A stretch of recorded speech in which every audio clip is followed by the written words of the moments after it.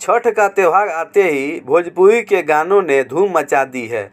Industry के कई कलाकारों ने अपने अपने गाने रिलीज किए हैं जो कि छठ के मौके पर खूब सुने जा रहे हैं। अक्षरा सिंह और खेसारी लाल यादव के बाद अब सुनिए पवन सिंह का गाना पियरी पहिर ल।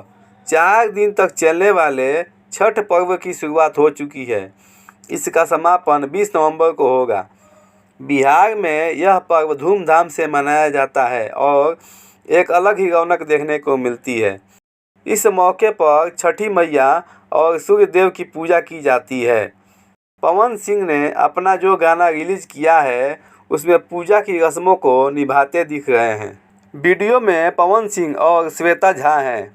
पहले पवन सिंह लाल रंग के कुर्ते में होते हैं, तब श्वेता उनसे पीले रंग का कपड़ा पहनकर आने के लिए कहती हैं। छठ के पर्व पर पीले रंग का खास महत्व होता है। उसके बाद वह पीला कुर्ता पहनते हैं। पूजा से पहले टोकरी में सभी सामग्री वह देखते हैं। पवन छठी मैया की भक्ति में लीन होते हैं। गाने को पवन के साथ शिवानी सिंह ने गाया है।